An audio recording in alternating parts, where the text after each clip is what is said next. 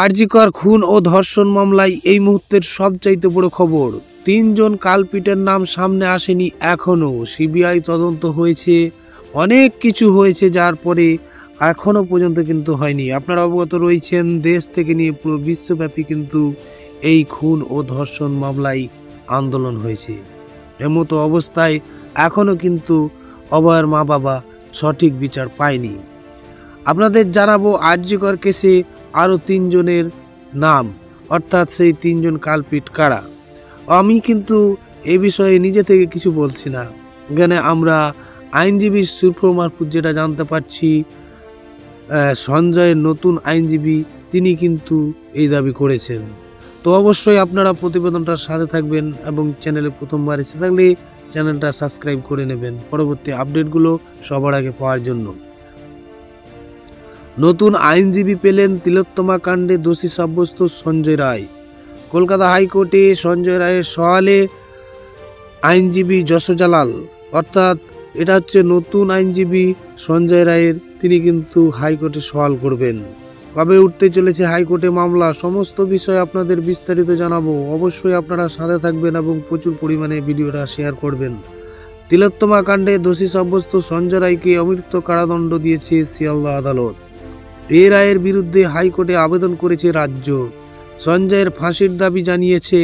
শিয়ালদহ আদালতের রায়ের বিরুদ্ধে হাইকোর্টে গিয়েছে সিবিআইও, তারাও ফাঁসির দাবি চেয়েছে। আপনারা জানেন রাজ্য এবং সিবিআই উভয় কিন্তু সঞ্জয়ের তাড়াতাড়ি ফাঁসি চায়। এর পিছনে কি ষড়যন্ত্র রয়েছে সমস্ত ব্যাপারটা আপনাদের বিস্তারিত জানাবো। শনিবার সঞ্জয়ের নতুন আইনজীবী যশো জালাল বলেন, নিম্ন আদালতে ট্রায়াল অনেক দ্রুত করা হয়েছে। এই মামলার মধ্যে ৩ জন রয়েছে যাদের ক্রস এক্সামিনেশন করা হয়নি, তাদের নামও উল্লেখ করা হয়নি। সেই নামগুলো সামনে আসা দরকার। সঞ্জয় রায়ের জন্য রাজ্যের তরফে ডিস্ট্রিক্ট লিগ্যাল সার্ভিসের অথরিটি ডিএলএস নিয়োগ করা হয়। ডিএলএস এ ও তাদের নাম আনতে চায়নি, অর্থাৎ ডিএলএস যে সংস্থা রয়েছে তারাও কিন্তু তার নাম আনতে চায়নি, কারণ তারা রাজ্যের অধীনস্থ। আপনাদের জানাই, প্রেসিডেন্সি জেলে সঞ্জয়ের সঙ্গে তিনি দেখা করতে গিয়েছিলেন। আইনজীবী জানেন, অর্থাৎ সঞ্জয়ের নতুন আইনজীবী জানেন, তিনি বলেছেন, তিনি আরও বলেন, প্রেসিডেন্সি জেলে 2 বার দেখা করতে গিয়েছি। ওকালতনামায় সই করতে দেয়নি সঞ্জয়কে, আমার সামনেই সঞ্জয়কে সাদা কাগজে সই করতে বলে, আমি বাধা দিই। সঞ্জয়কেও বলি আইনজীবীর সঙ্গে কোনো কথা না বলে সাদা কাগজে সই করবেন না।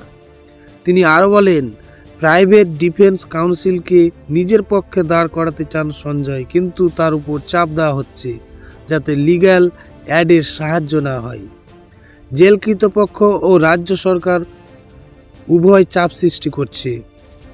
সোমবার কলকাতা হাইকোর্টে রাজ্যর আবেদনের শুনানি রয়েছে। রাজ্যর মামলা গ্রহণযোগ্য কিনা সেই শুনানি হবে। সেখানে সঞ্জয়ের হয়ে সওয়াল করবেন যশো জালাল।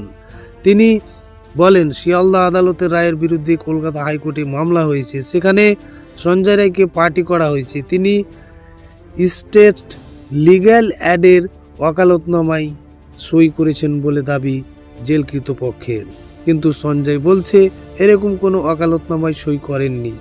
এমনকি তিনি জানেনও যে তাকে ওই আবেদনে পার্টি করা হয়েছে। আদালত আমায় অনুমতি দিয়েছে ওকালতনামায় সই ছাড়াই সওয়াল করতে পারি। রাজ্য কেন সঞ্জয়কে তাড়াতাড়ি ফাঁসি দিতে চাইছে? আইনজীবী যশো জালাল বলেন, এটা অনেক হাই প্রোফাইলের বিষয় রয়েছে, হাই প্রোফাইলের লোকজন রয়েছে যারা, তাদের মধ্যেই কিন্তু এই 3 কালপিট রয়েছে। রাজ্য চায় না আসল লোক ভিতরে যাক, রাজ্য চায় সঞ্জয়কে ফাঁসি দিয়ে বিষয়টি নিষ্পত্তি করে দিতে। যদিও অন্যদের নাম সামনে আসে অনেক সমস্যা হবে, অর্থাৎ এই যে প্রভাবশালী রয়েছে, প্রভাবশালীদের যদি নাম আসে সামনে সেখানে সমস্যা হবে। তার জন্য এখানে সঞ্জয় রায়কে ফাঁসি দিয়ে এখানেই কিন্তু কেসটা ধামাচাপা দেওয়ার একটা চেষ্টা, এমনই কিন্তু আইনজীবী জানালেন। সো বন্ধুরা, আপনাদের ভিডিওটা কেমন লাগলো অবশ্যই আপনারা কমেন্টে জানাবেন এবং আপনাদের মতামত শেয়ার করবেন এবং চ্যানেলে প্রথমবার এসে থাকলে এই চ্যানেলটা সাবস্ক্রাইব করবেন পরবর্তী আপডেটগুলো সবার আগে পাওয়ার জন্য। ধন্যবাদ।